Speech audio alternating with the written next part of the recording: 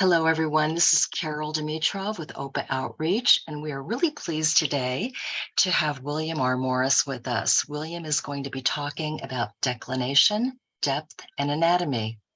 And the class will focus on a novel approach to assigning anatomy to the declination field.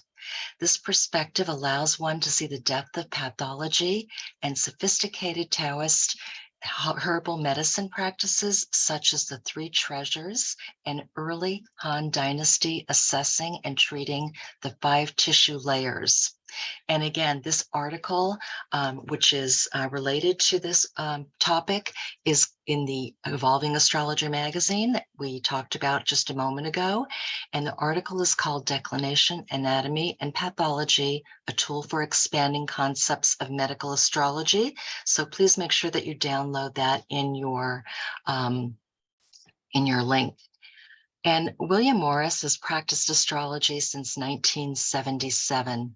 He subsequently studied herbal medicine, acupuncture, and homeopathy using astrology as a central feature of his practice. His preferred tool for herbal medicine is within the schools of cosmobiology and vibrational astrology. He blends Western astrology and Jyotish to understand the constitution and primary regions of focus within life for homeopathy. We'll use midpoint structures for a sound healing event's focal point of frequencies, and the use of astrology in his Chinese medical practice has led to novel concepts for weaving the sky together with the meridians. And that will be the basis of his forthcoming book, Sky and Meridian, which we're anxious to hear a little bit more about. So to find out more about William Morris, please go to medastro.com, and it is all yours. And if you have any questions, please put them in the chat box. We can maybe do some questions during the presentation, then a few after, time providing. Thank you. Super. Thanks, Carol. Thank you all for being here, and thanks for the rest of the OPA team for making this possible. It's really been a pleasure working with the OPA community. So let's progress along here. I'd like to start with this little disclaimer. By attending, viewing, or listening to this lecture, the participant agrees that this is educational and historical consideration and imparts no medical advice. The participant agrees that Dr. William Morris is not a medical doctor and is not giving medical advice. The participant further agrees that any use of the information in this workshop complies with the law regarding their scope and standards of practice for any medical practice act to which they are subject. Lastly, the user indemnifies 33 Publishing, William Morris, and the Organization for Professional Astrology for any results related to application of these educational and historical materials. There we go. Obligations out of the way. And onward. So this is a little bit about my background, some books that I've published. I published Reiki Hands That Heal with my mother back in the 80s, and Cycles in Medical Astrology deals with the use of what I call draconic anatomy, the use of the nodes, the nodal axis of the moon as a basis for anatomical consideration.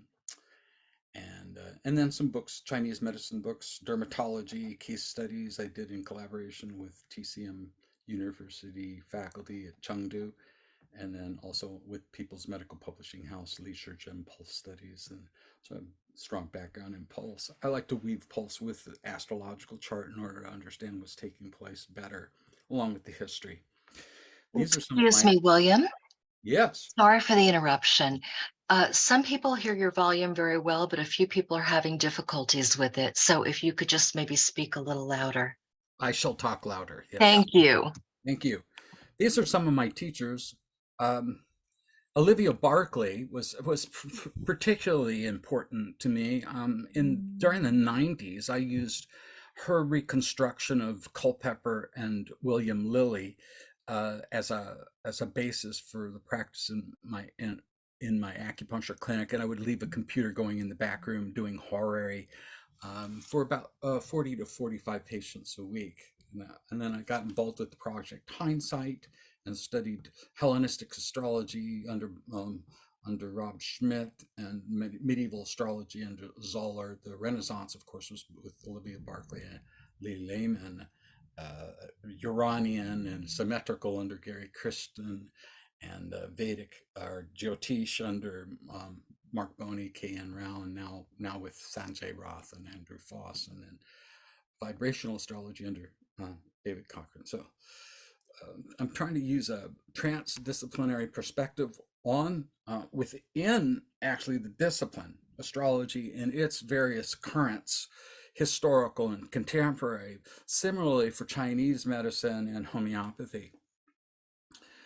We also do sound healing. This is the place where we do it. I live here at this property, and up where this picture is being taken from is this room, the Gong Temple, and I have synthesizers in the corner of the room. They get tuned, and so this afternoon we'll be using the frequencies at the midpoint exactitude of 2 minutes, 2 minutes of exactitude for Pluto, Mercury, and Moon.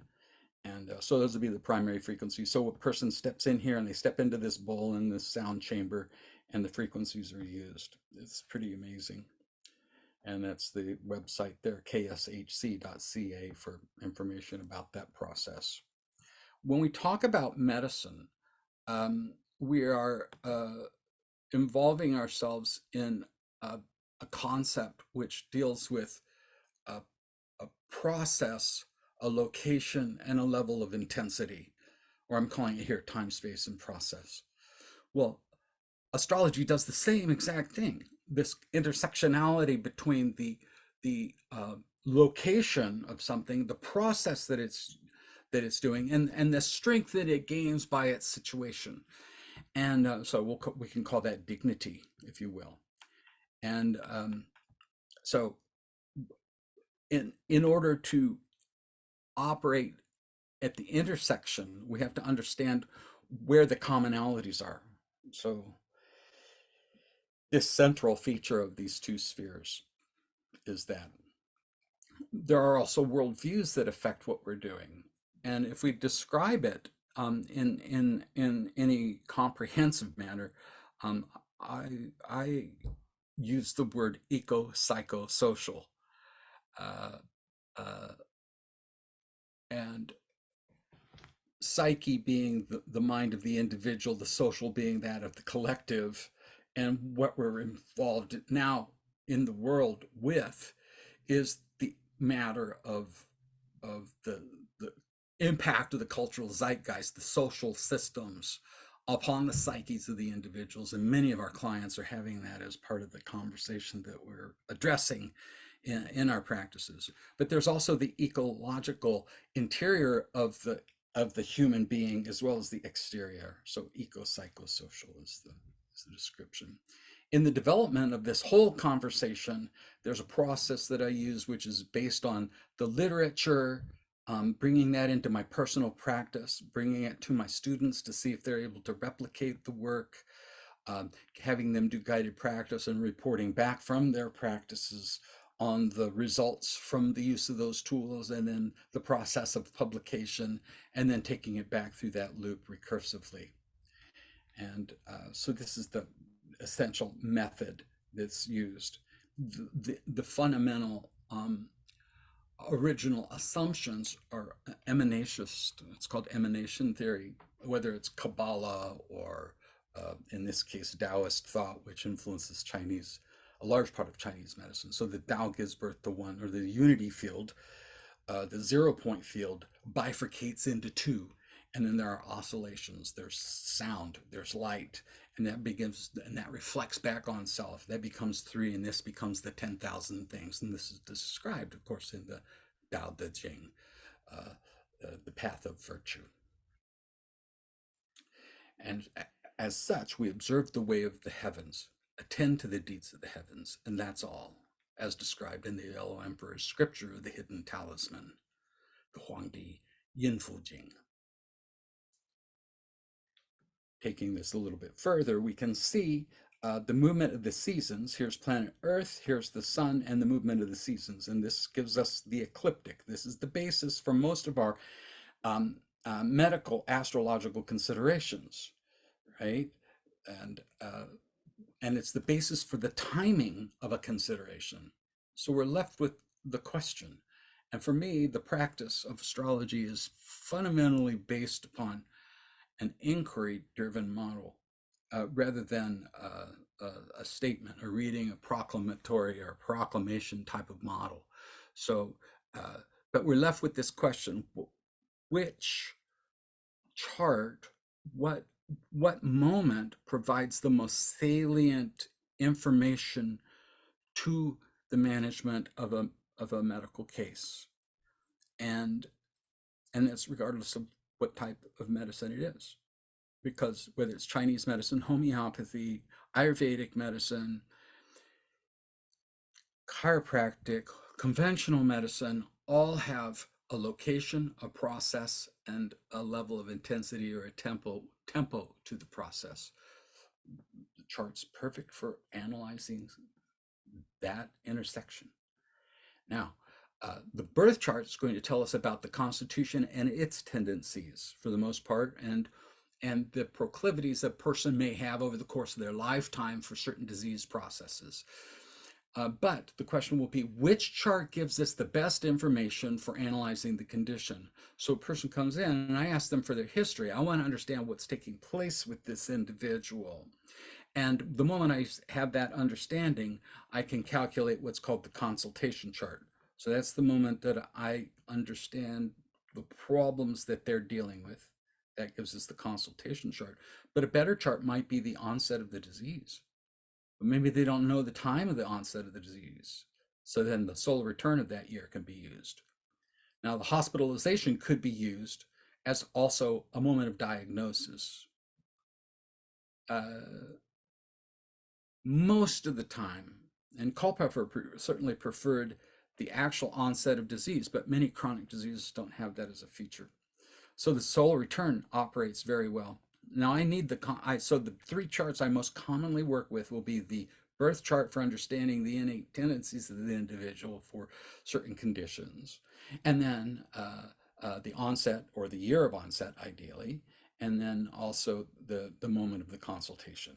And then from there, I will look for the chart which is most radical or is most connected to the problem that they're presenting.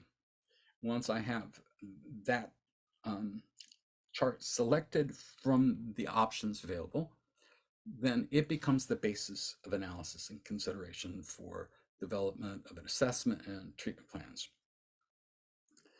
As we move forward, though, this business is all coming from the abstractions of the Great Circle.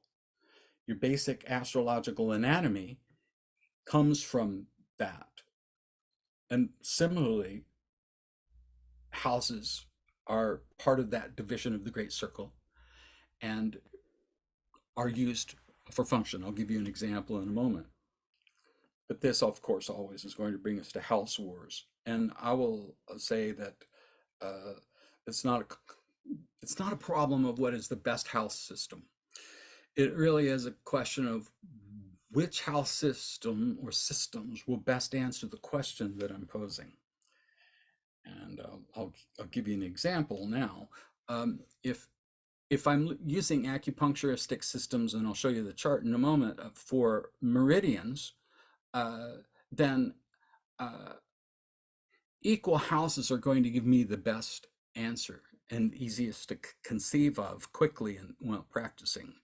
But if I want to understand the intrinsic function of an organ and tissue, then I'll drop back into Renaissance style and use house systems such as in Regiomontanus, whereby I can take the house and run it through a table of dignities.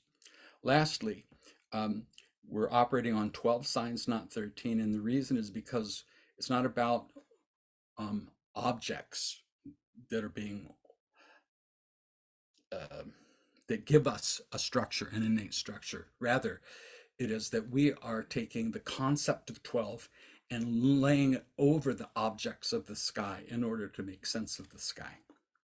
So this is called This is called an abstraction, and is a fundamental feature of science, and is part of the reason that astrological discipline is a scientific discipline, is the practice of abstraction. So here is the taking of that abstraction and assigning it for the horary purpose. So for the solar return, the consultation chart in the clinic, and for the chart of the moment of onset of a condition, this set of houses is used. So we look at the conditions of the sixth house and its ruler, preferably under these circumstances using the rulerships whereby the masters of the discipline practiced, and that was the Renaissance tradition, the arguable peak of the medical astrological practice in the West. So, in any regard, the first house and vitality and strength of the individual. The 10th house is used to evaluate the treatment, the outcomes of the treatment. Seventh house will be used to evaluate the skills and adeptness of the practitioner. Let's say they went into a hospital, let's say it was a hospitalization chart. We could take some considerations for the practitioner. And death is typically used for the eighth house, but it's also any long-term chronic disease or that disease which follows one to the grave. These are all perspectives. And when we're anatomizing, this is the most basic, where you have Aries at the first house and Taurus, and it goes all the way around the whole body to the Pisces and the feet. And that's house as head, first house is head, 12th house is feet. In the West called Melethesia, and in India is called Kalapurusha, or the ushering forth from the winds of time throughout creation into the becoming of the human being in their present state here on this planet. And then here's an example of the nodal axis as an anatomical frame of reference. So here I'm just giving a brief overview of different perspectives before we move into the anatomization of the declination field. Because this is all happening along the ecliptic, right? So here's another way of giving meaning to the ecliptic, whereby the head is at Aries, or the first house, and the feet, or the crown chakra is here at Aries, and the root chakra is here at Libra, or seventh house. And this is from a relief with Fanes, and the serpent being correlated with the Orphic traditions, healing and medicine, but also the Rahu Ketu axis, or the north node and south nodes. Here we have evolutionary astrology relative to Taoist thought. So many folks here in this community are heavily involved in evolutionary astrology as a concept. Here we have a weaving of Eastern and Western concepts where the spiritual liberation takes place. The unity field consciousness is at the level of the south node, and then that begins to unfold, and the Tao generates 1 into 2 into 3 until it begins the 10,000 things, excuse me. These become what are the 8 extraordinary vessels right here, represented by these trigrams. But in any regard, it's a return. So we have the moving actually up. It's kind of inverted, but this is the sun rising on the eastern horizon up into the midday, out into the fullness of the day, and back into the return. So the person goes from sleep to the middle ranges of the liminal zone to fully conscious. And it's this continual cycling of becoming and returning, as represented by the north and south nodes of the moon. Here's a very quick statement about another form of anatomization that comes from the Han Dynasty of China, and a book called The Yellow Emperor's Classic. These are the meridians according to what's called the organ clock, and they're laid over the 12 houses. The movement of the nutrient chi through the meridians in a 24-hour cycle is precisely correlated with the 2-hour segments of each house in an equal house system at the equators, at the equinoxes. Here you have an image. This is called polar azimuthal. Now, when we're doing treatment, oftentimes in a Taoist perspective, the consciousness is placed at the level of the pole star and looks down upon the planet. So this would be a way of organizing the treatment and just another perspective. So the goal here is to loosen up the grip on pre-existing notions of anatomy and understand that there are many perspectives for the approach of anatomizing cosmos relative to the individual. Here, the root of the declination concept is in an article called Yellow Path Acupuncture by a man named John Pirogue. He published it in Oriental Medicine Journal. There he discusses declination for the purposes of depth of needle insertion. And but this depth of declination can be used for location in the environment. So in other words, the middle band of the declinational field is the human zone. As we look out over the horizon, we can see where we are, right?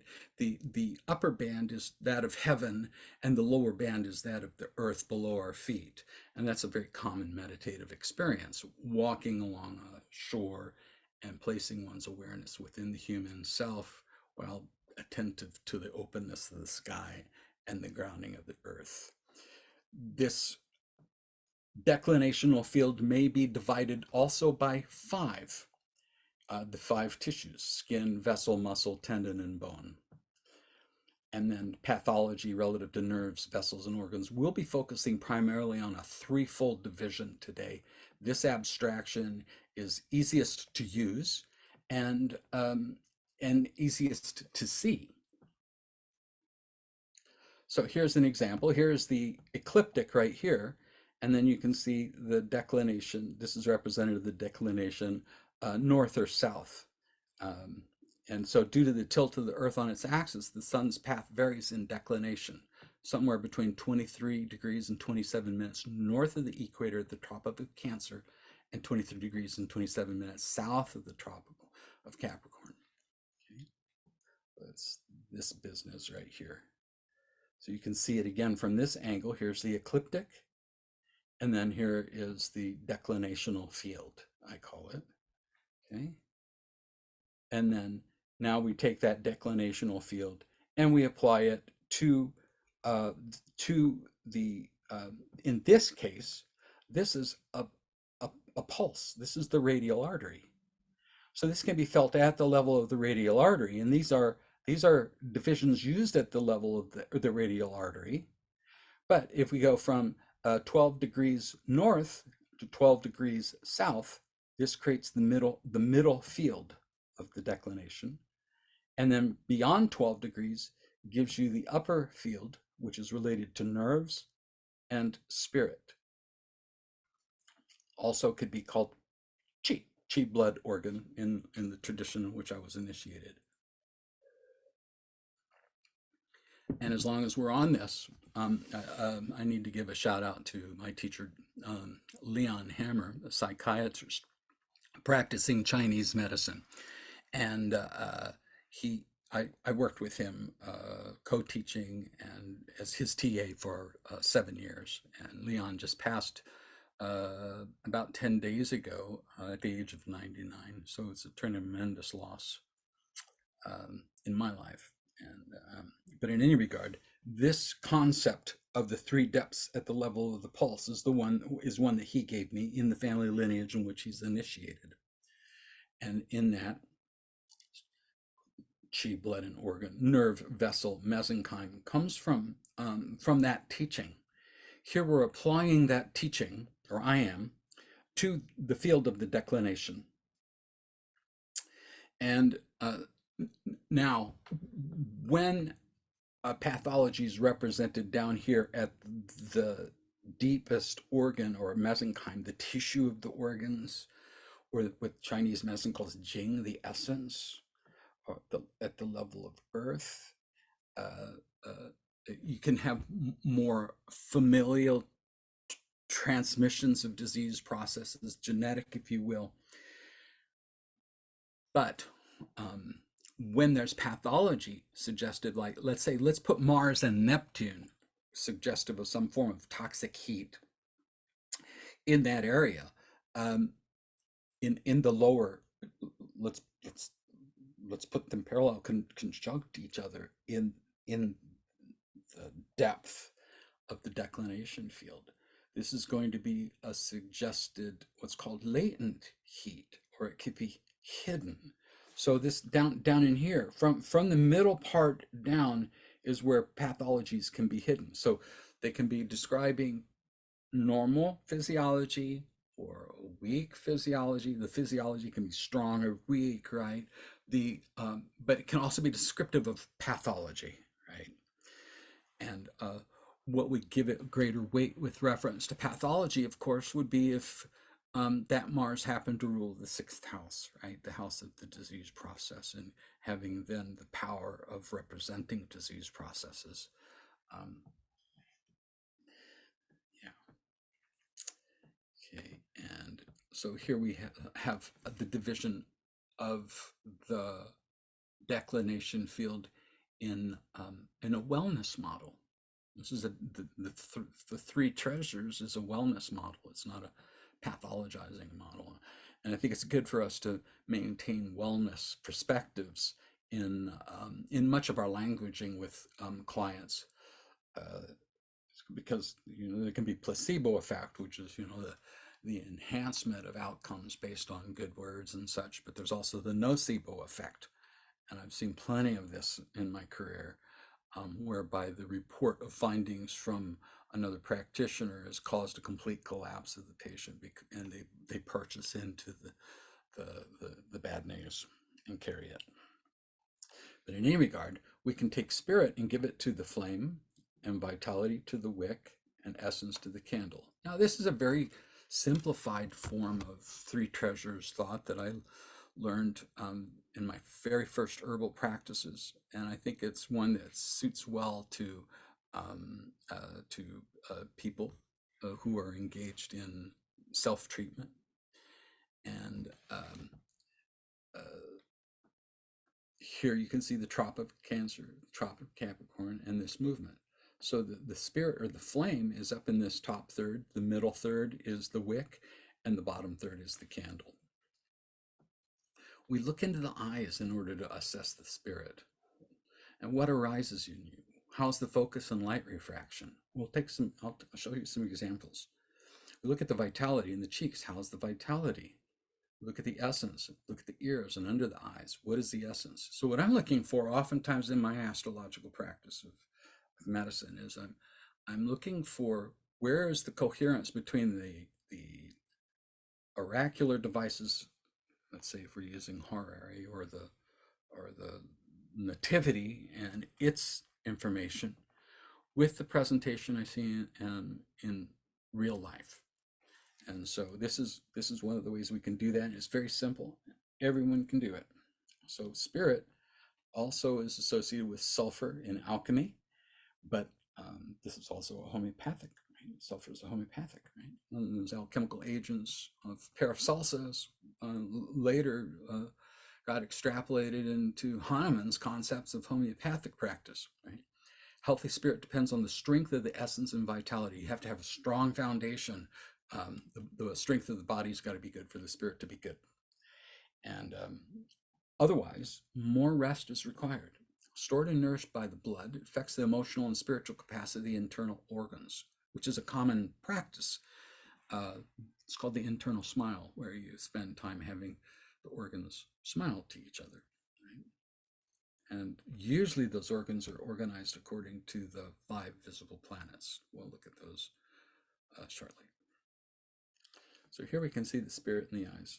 And so you can see a quite pleasant luminosity in this Buddhist practitioner. This is G.I. Gurdjieff, for those of you know the Russian mystic, George Ivanovich Gurdjieff, wrote Beelzebub's Tales to his son.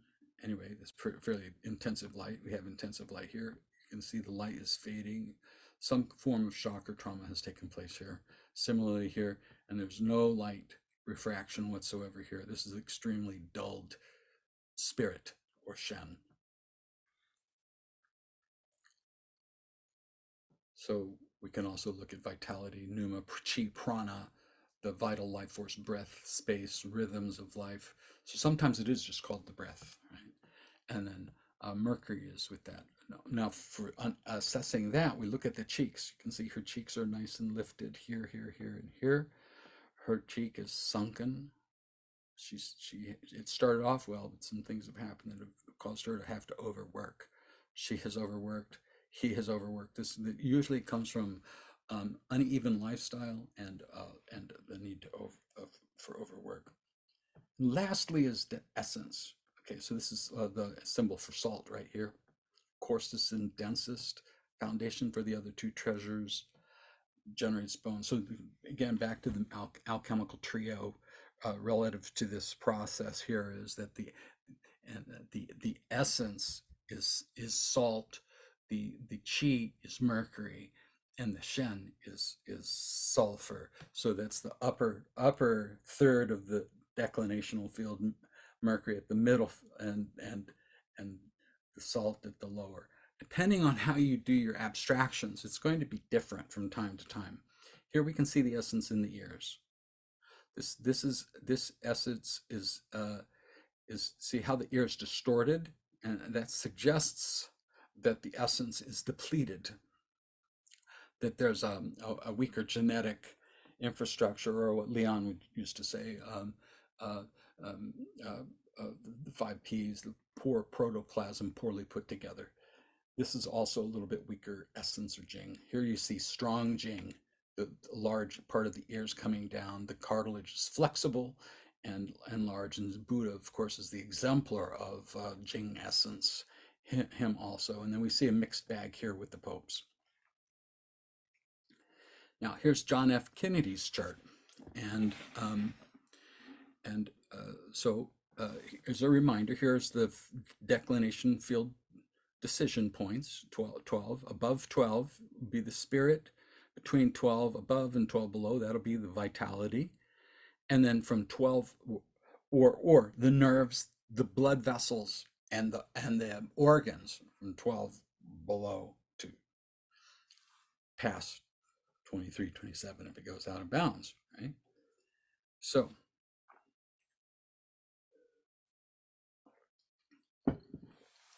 here's the sun at 21 degrees north, 38 minutes. So that involves shen and nerves. If we just take a real quick glance down through here, we see a lot of nerve-based phenomenon. Well, you know, as a herbalist, if any of you are doing herbs, this should be like a loud clangorous bell ringing to consider nervines, or to consider things that will calm the nervous system. But we'll see in a second a little bit more about what this means. We see. So the moon is here at the chi and the blood. So if there were any pathologies related to the moon for him are going to have an impact on the blood. There could be toxicity in the blood, right? So we come up here and we look around and we say, well, moon's in Virgo. Well, if there's any toxicity to the blood in this situation, Virgo rules the small intestine. So things like small intestinal bacterial overgrowth, what's called leaky gut, where the gut membrane's not firm, but Virgo suggests a firm gut membrane, but moon there can cause it to become loosened up a little bit. And so that's just an example. I'm not saying that's what's going on with him here. Most of us know what was going on with him. Steroid addiction relative to management of various health conditions.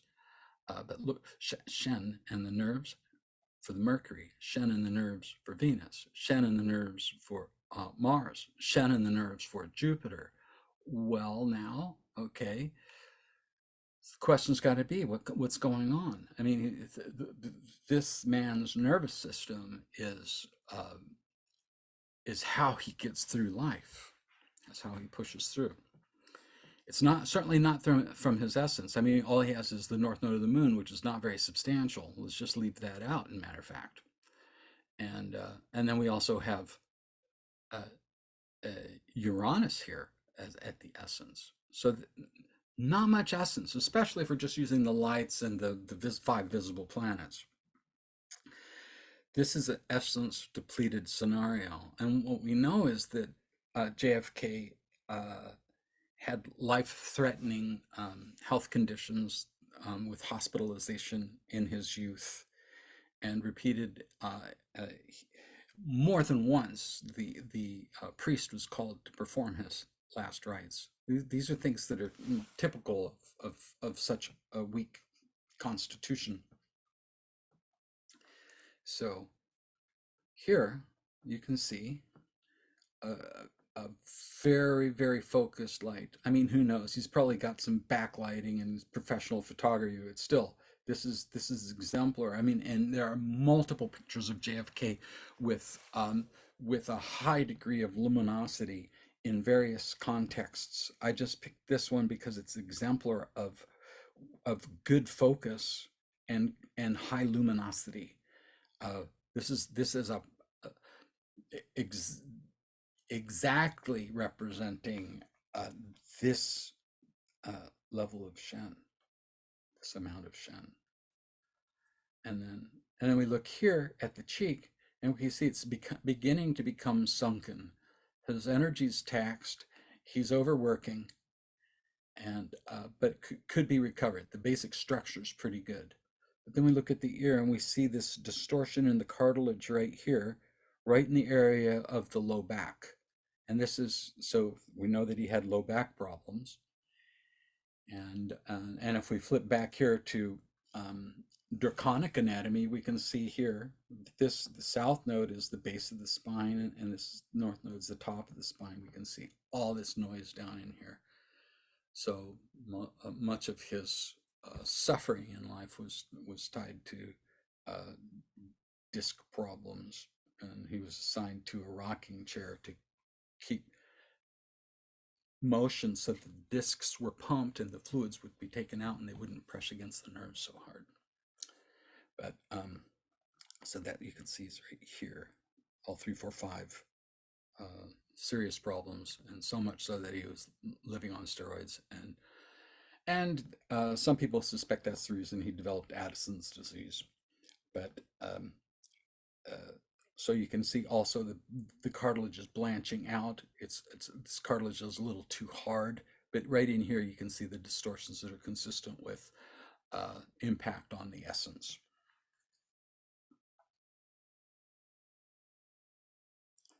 So again, we come back to the matter of division of the declination field into 3 parts. Now, for us as astrologers, maybe we don't have a medical license, but most of care that has taken place in the course of the history of the world has been maintained through women in the family. And this is true in the East, it's true in the West. The professionalization of medicine has been a problematic as well as helpful thing to the world. But in any regard, if we take this, we can say that the spirit or the Shen or the nervous system goes to this upper zone. And then we can apply agents, various physical agents, to this area. So also for the vitality or the chi, this area, and the middle zone, and here for the lower zone, right? Now, so JFK had a deficit of planetary presence in this area with an exacerbation up in here. This is suggestive of actually stagnation and accumulation up in this area with depletions in this area. And so, but we can use pressure or crystals. We could put crystals over this area to allow the body's energy to focus on it. We could put magnets or warmer, dry cloths. We could use, and what probably would have been great for him would be a castor oil pack on this area. You see, it's rare for the back area of the spine to have that level of pathology without the front.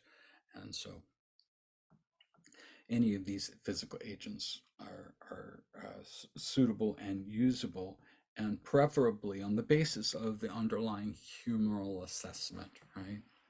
So if we go back up to his chart here, we can see that Libra's on the ascendant, ruled by Venus.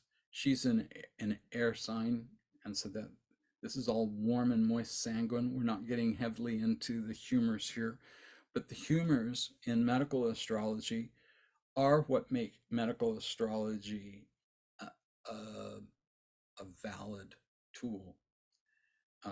And especially for informing humorally based medical disciplines such as Chinese medicine, Ayurvedic medicine, earlier Greek medicine, the Unani Tib medicines, many of your um, agriculturally centric indigenous moving up into agricultural cultures, if you will, are the basis of these humoral thoughts regarding hot, cold, moist, and dry. And so if you're able to assess the astrological chart from that perspective, that's tremendously helpful. So here we can see uh, Mama Pacha, the Hanan Pacha, the heaven, Kai Pacha, the middle world, and the Uka Pacha, the lower world. This is a concept that's intrinsic to most indigenous cultures. And while I'm here, the most software Sangha will show this information. I happen to be using Sirius here, but you can, any flagship software should be able to do this. Here's the Chumash religion. They're in along the California coast. You can see another concept of heavenly, middle, and lower worlds with serpents intertwining in a serpent, the Ouroboros surrounding it. This Ouroboros is again implying the karmic destiny held by the nodal axis of the moon.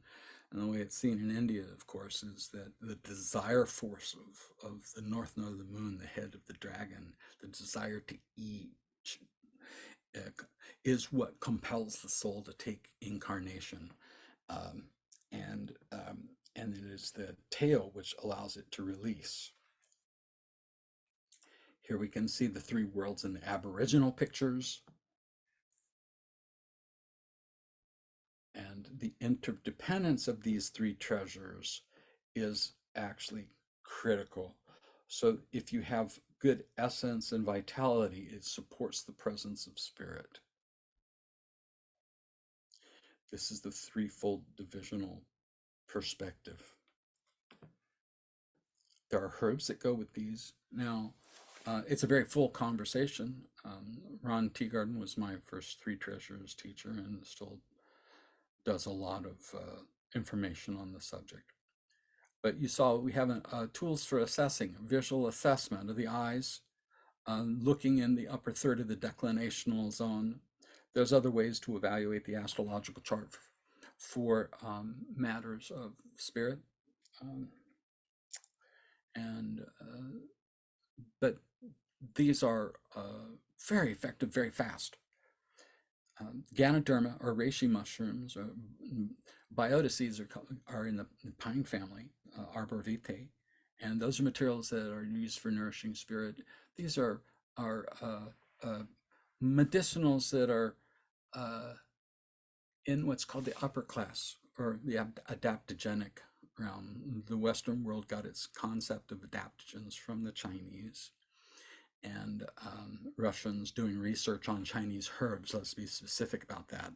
And those herbs that they were inspecting, of course, and you can notice that I'm now living in Canada as I use the word herb instead of herb. But it took years to get there, but anyway, so Shen, Qi, and Jing, we can use herbs that boost vitality. Gynostem is used as a recreational beverage, is very safe and has many of the same polysaccharide content as ginseng. And similarly with astragalus, also in the upper class. So there's three classes of these herbs, according to Shen Nun, who's the divine farmer.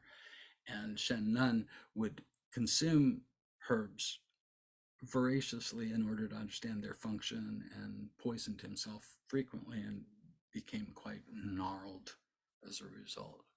Anyway, we're left with his wisdom, so to speak. and the notion of three classes of medicinals: those that are non-directional, that increase capacity to adapt, that are freely growing in the environment, and one can consume large amounts of them safely and use them as a nutrient. At the second level, maybe something like golden seal or something that's going to push the body in a certain direction. This is called second class, and it's used to manipulate behavioral patterns and so forth. And then the lowest class, which is the toxic herbs. Now that's different from this business of Shen Qi and Jing. We have herbs that can be used freely as tonic supplementing agents, right? Herbs that are used to treat specific health conditions, or those that are more dangerous and toxic. That classification, set of three classifications, is separate from this business of the three treasures, which are herbs that nourish our spiritual awakening: Ganoderma, mimosa, the mimosa bark, the flower are two of my favorites. There's many plants that do this. I didn't go into much detail on this because it's not a herb course, but we're trying to understand how the field of declination might point us in the direction of some anatomical and or therapeutic, so assessment of pathology, development of therapeutic strategies, how that can be accomplished. So looking back on JFK's chart, I would not necessarily be looking to nourish spirit. I would be looking to nourish Jing essence, Foti and cordyceps. Foti is it's also called Hushubu, or these materials are readily available in health food stores, although cordyceps is very expensive. But most of this stuff is available in health food stores, except I think the biota is probably not, and cordyceps is often not. Excuse me, William. Thomas has a question, and Yes. he's asking, is this threefold approach similar to Rudolf Steiner's threefold anthroposophy? Mm-hmm. Okay. Um, we have to look at the thought threads behind this conceptual frame. Now, I'm not pulling from the anthroposophical tradition, although I worked in anthroposophical clinics during the 90s in Western Massachusetts, a very hot and heavy anthroposophical area. Uh, and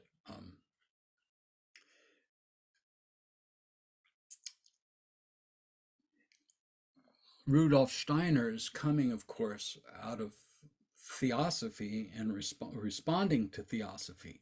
He's also aware of homeopathy, and he's constructing a model from those perspectives, amongst others, right?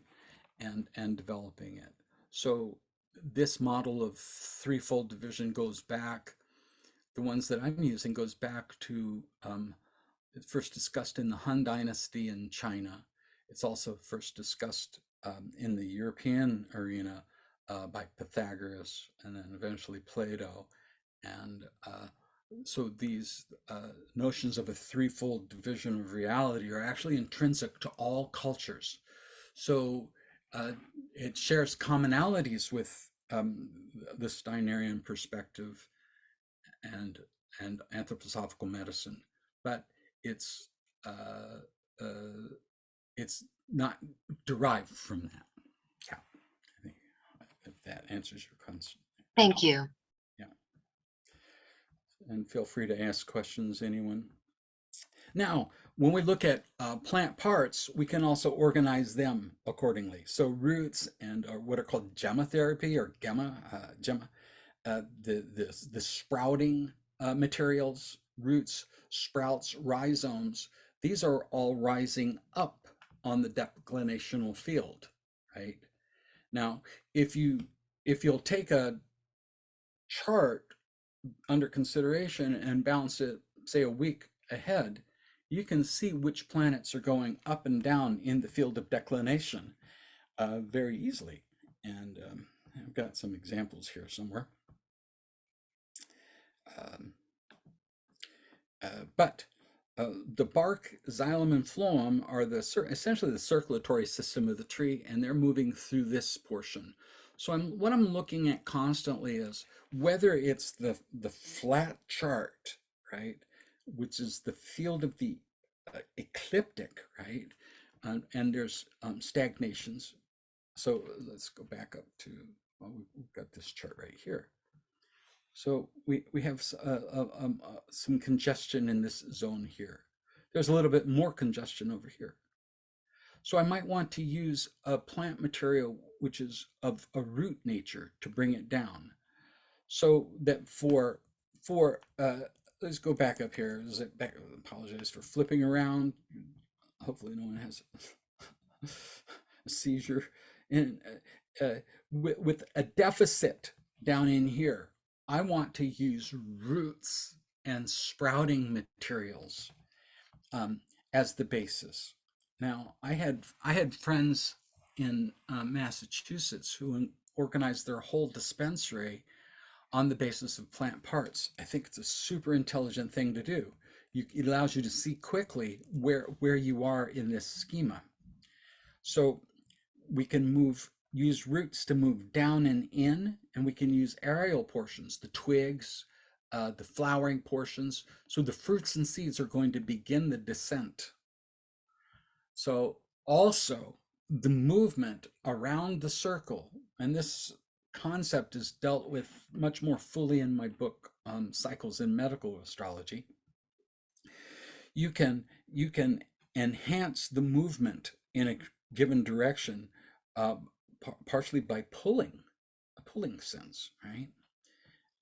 So if a person's got a cluster of planets here, I might want to pull here. I want to encourage the free movement. This is diurnal motion. Most of our suffering takes place in the context of primary motion, of the diurnal motion, right? So here's a chart.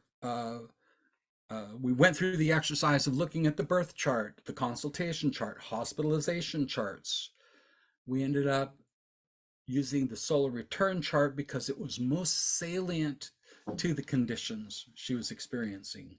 She was experiencing a great deal of toxicity represented by this south node of the moon with Jupiter here, which are, and so as we scan through here, we can just quickly look over here and we see, well, the moon is very weak. Well, what's going on with the moon in declination? The moon's in declination. It's down in the organ level. There's some kind of pathology taking place in the organ level. It becomes this quick. Maybe I'll look at the sixth house, ruler of the health matter under consideration. It's the sun. The sun's here. It's got 1 point of dignity. Okay, a little bit of strength. And the sun's up here in the nerves. So I know this, that the person's nerves. This person went into the hospital for heightened sensitivities. She couldn't function and collapsed and was bedridden for weeks. In fact, notice Neptune in the 12th house. They weren't able to get a good diagnosis. She did eventually end up at a clinic where they did get some good diagnosis. And she got good treatment. She's recovered. She's married, had a kid, graduate degrees completed, all this kind of stuff. In the midst of all this, let's look at it and let's give a more detailed inventory of the declination. Sun at spirit and at the level of nerves, moon at essence and in the organ. 24 degrees north spirit here. That's out of bounds. It's beyond the normal 23s, let's say 27 limit. Venus is sitting right there on the 23, 27 limit. So her nerves are, let's say, we'll use common parlance, her nerves are shot, so to speak, and add the fact that Mercury will have a nervous system component. Now, and then we can see here that Mars is in the level of the blood. Jupiter's at the level of the blood. So one would expect, Jupiter's a sanguine planet connected with blood, one would expect that inflammatory compounds would be elevated in the blood, and indeed they were. It was huge. And then we've got a question coming in on out of bounds. Is special given to Yes. It's just more extreme. That's the main thing, you know. I mean, there's lots of meaning that's given out there for planets being out of bounds relative to, you know, more extremes of perspective of the individual relative to the psychological components. Here we're looking at the body. It is consider it an amplification that that Mercury out of bounds for the solar return year is suggestive of the nervous system taking a greater impact. Okay, and so we see here nerves, nerve 1, 2, 3. Well, only 3 planets with nerves, but Mercury being out of bounds, Venus, exaltation, ruler of the ascendant, with Uranus in the ascendant. It was a shock. She was just her legs were taken out, her knees were taken out, and she was down. So that's one way to look at this.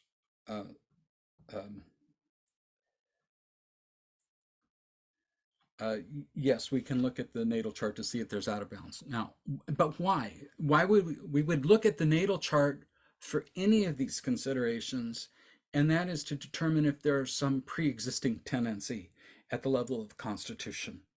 And that's the main reason that I use the nativity, is to understand that. So there's nothing special about this other than that there's an intensification, right? Would I begin integrate? I integrate the meridians at every point, and the model that I provided you is one model, but there are other models. There's one of my favorites is that uses. I know there's some acupuncturists out there. Is to use what are called the 8 extraordinary vessels, and they're correlated with the I Ching trigrams, and using the map of the prenatal sequence, what's called the Fuxi sequence,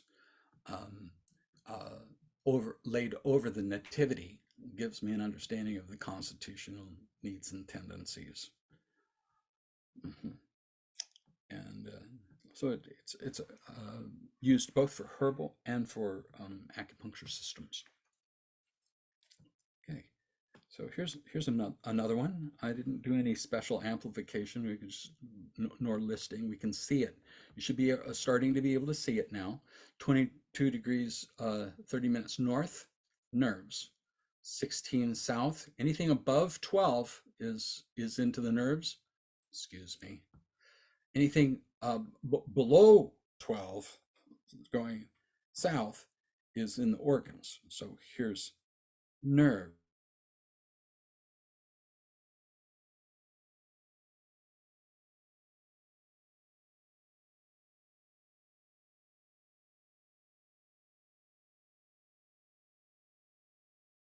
William.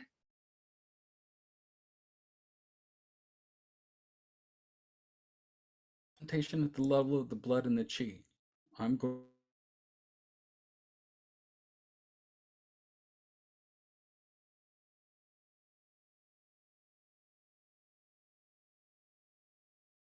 William, I think we lost you for a moment. Let's give William a second to get back.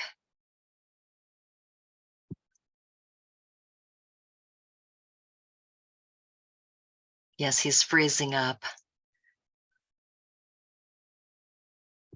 Let's just give him a few minutes to come on back. It's probably his internet. And while we're waiting for him, please, yes, it is an amazing talk. Thank you, Tracy. Please make sure that you read his article. It is absolutely fantastic. I think we lost him. I'm sure he'll come right back on. Let me see. Just give me a minute. There he is. Hi, William. We lost you for a moment and you are muted. So we'll just get your, There we go. Thank you. there you go. You're so welcome. Okay, yeah, that system crashed. My apologies, everyone. And No worries, it happens. we're coming back in. We're looking at this chart right here, and talking about the wonderful prospect of eruptive explosive diarrhea on a chronic basis, and it's chronic and recurrent. So moon's in Scorpio, which is the sign of the intestines. You know, uh, now Sun is the ruler of the sixth house, but this is a nativity. So all planets can be involved in health conditions at different periods of life, depending on circumstances and various timing systems that one might employ in practice. But you can see here at a -9 degree peregrine, the moon is the weakest planet. The moon is a watery planet in a watery sign, which rules the intestines. We can say this: signs rule chronic disease processes. Excuse me, William, we're not seeing your chart. So you'll have to probably re-share your screen again. Yes, yes, thank you. You're so welcome. And in the meantime, someone was asking about the article, and it is in the current Evolving Astrologer magazine. It's the picture of the magazine that's on the bottom of your mailing. It'll come in your recording link as well. If you click on that, it'll give you the free digital copy. So be sure to go ahead and download that to your computer. And William's article is actually on page 52. So. Okay. Okay, and he's Thank back. you. Thank you, Yeah, William. awesome. All right. So I was just saying that signs are related to chronic disease processes, while houses are associated with more acute disease processes. Why? Well, look how long it takes for a planet to move through a sign versus how long it takes to move through a house. On average, it's going to take 2 hours to move through a house on a daily basis. So that's of magnitudes difference in temporal frame. So the movement of planets through the signs is more suggestive of chronic disease processes. And indeed, this person's moon is in Scorpio, which rules the large intestine, the lower bowel, and elimination. You got watery planet and watery sign involved with elimination, and it happens to have the weakest dignity of all. So it needs some strength. And we look down here and we can see that it is 16 to the south. So this is at the level of organ. So what we can say is that the actual organ tissue of the large intestine is affected, that the ability of the body to pull fluids up off of the large intestine in order to consolidate bowel products is impeded in this instance. She's doing fine, but let's look at the overall arcing nerve, blood, organ tissue. So nerve for the sun, organ for the moon, nerve for Mercury, nerve for Venus, nerve for Mars's organ, Jupiter's organ, and then Saturn's nerve. So it's all nerves and it's all organ. What happens under these kinds of conditions is that when a person's blood depleted, right, you have to look at what are the causes: lack of absorption, lack of intake, loss of blood. So in this instance, um, loss not necessarily of blood, but occasionally blood. Occasionally it was bloody stools, but more so just through process of losing fluid. So it's a matter of altering the direction. Now, if we're using the concept of the plants, right, the movement is going to be up and around and up and around and up and around and up and around. I'm going to be looking at this congestion right here, and I'm going to use lifting techniques. We use lifting techniques when the descending techniques are so great that she's losing it out the bottom, right? Okay. And let's see if there's other questions. I'm not seeing the question list right now. I think we've gotten most of the questions in. There was one question actually about the charts, and they were asking why you were using whole signs for the solar returns, whereas previously you were using the regimentanus and the nativity. Is there a reason Well, that you're doing that? I want to say that I'm comforted by the notion that people are paying attention like that. Uh, I love it. but uh, uh, uh, I, I'm trying to bring across this thought that and I sat and I deliberated. Am I going to do this? Depends on what I'm teaching and when, right? If I'm using the chart for acu systems, I tend to use whole sign houses or preferably equal houses. They're the most accurate because it gives me quick, easy divisions. And and again, however, if I'm using it for herbal prescribing, I need to know more nuances. So this is a typical chart that might be used. This is used in a teaching context for in a doctoral program for acupuncturists who were not necessarily trained in astrology. So I start with something like this. It's very simple. Um, so there's a pedagogical rationale behind this set of choices. Um, the pedagogical rationale in this moment, however, is that I want to convey um, my agnostic position relative to houses. That my choice of house is going to be predicated on the question. It will also be predicated on the tradition in which I'm practicing. So, um, for instance, if I'm using Jyotish and Vedic astrology, I'm going to use whole sign houses. Well, there's a mythos around that all early Greek techniques and Indian techniques are whole sign house. Well, no, actually, in fact, not. I've studied with medical astrologers from India, and they'll do what's called the Bhamsa chart. And the Bhamsa chart uses the exact degree of the ascendant to make an equal house system. They're not using whole sign houses. So, um, so, so there's that. Uh, uh, let me give you an example. Um, get back up here to Kennedy's chart. Here you can see I've used Regiomontanus.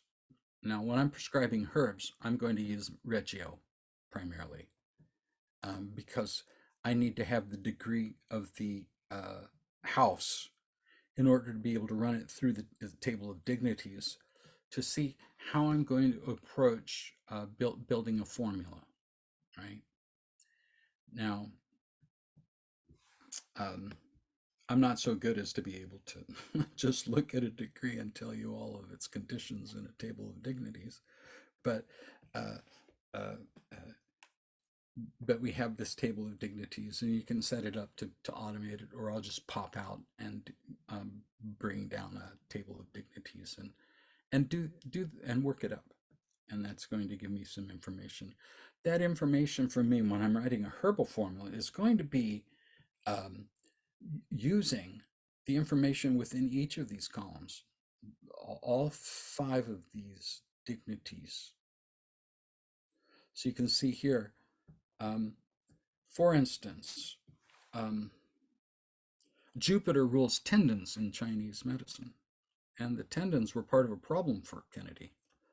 We can see up here the sun has Jupiter, Jupiter, Jupiter ruling tendons. The moon's got Jupiter on the terms, right? And yeah, it's kind of crazy. And Jupiter here, there's a lot of Jupiter here, right? And his Jupiter is parallel Mars here. They're both in the same degree in the northern sector. So of course I'm going to look over here and say, well, Jupiter and Mars are fairly within 5 degrees with each other right here with Mercury. This eighth house conflagration right here holds a lot of the story for JFK. But so those are some examples. Another thing I'm going to do is I'm going to look where's the weakest link. I just, it's a very cursory glance. So that Mars is parallel Jupiter and it's the weakest planet in the whole prospect. And Jupiter's not Mr. Wonderful either with respect to strength. So there's weakness in terms of low-grade inflammatory processes. When Mars is weak, it tends to not be a huge flaming inflammatory process, but it tends to be a weaker expression of a chronic inflammatory process and irritation of the ligamentous tissues. Yeah. Okay. So before we run out of time here, I just wanted to share with you, I've got a program coming up called Sky and Meridian. And if I can get this full screen again, it'll start Monday, November 6th at 5 p.m. You can register at medastro.com. The registration details will be up later this week. We do different traditional ascendant, descendant, these different anatomical things that I discussed. Greater depth on the three treasures, umbilical chronotope, the use of the umbilicus as a therapeutic point of intervention, which I call a chronotope. The chronotope is a place on the body where time and the topos of the body match. And so 5 element points on the meridians are each a chronotope. They And start. William, I'm sorry, I see it's a 10-week program starting Monday, the 6th of November at 5 p.m. Pacific. How long is each session approximately? They're 2 hours. They're designed to be 2 hours, but they can go over. Okay. Over a half hour. Great. God forbid another hour, but for poor people on the East Coast in Europe. But yes, that's why I was asking. Great. Thank you. Yeah. Now, does anyone have any last minute questions for William? I know that everyone is really enjoying this presentation. And again, you will be getting the recording later on this afternoon. So make sure that you look for recording link. And then if you can't re-listen to it today, don't worry, just save that email or the link and you can revisit the presentation, because I know there was a lot of information in it that you'll want to review. And then I'm going to turn my camera on so that I can show. And again, at the very end of your magazine, you're going to see a picture of the magazine. And just click on that picture of the magazine and it'll automatically download that full copy, free digital issue. And you can go ahead and read William's article in there on page 52. It's absolutely fantastic. There's a lot of meat in it, William. I read it, and really a lot of great information. So thank you. The other and thing there's also articles from Lee Lehman in there, and yes. And our little community of practitioners that Lee heads up over at the School of Traditional Astrology. It's a loaded issue for medical astrology. Totally worth getting and reading. It really is. It's fantastic. And the other thing I wanted to mention also to all of you is actually for you, William, I wanted to ask you if someone is interested in beginning to learn more about this, besides reading the article in the Evolving Astrologer, and you have many books, which book would you recommend that they start with first? For which aspect? Well, the circles, I can't get the name of it right off the top of my head. Would that be the first book that you would recommend? My book, Cycles in Medical Astrology. Cycles, thank you. Yeah, is good, and to be honest, I recommend familiarizing yourself with the literature at large. The Renaissance literature is probably the most sophisticated with respect to medical astrology. It tends to focus primarily on herbs, though. Um, I have a book that'll be coming out called Sky and Meridian, hopefully. Lee Lehman's books. He's got several books on horary and medical astrology, and they're of valuable pursuit. Um, and then I have just a couple more issues. I touched on this because I just decided to take it in, an anachronistic approach to how these things are usually done, where this conversation usually happens at the very end. Yeah. Oh, I'm, great. wish, I'm wishing each of you the best in your healing efforts, supreme love, and success in your life. That is most important. And then, again, this is where we're working.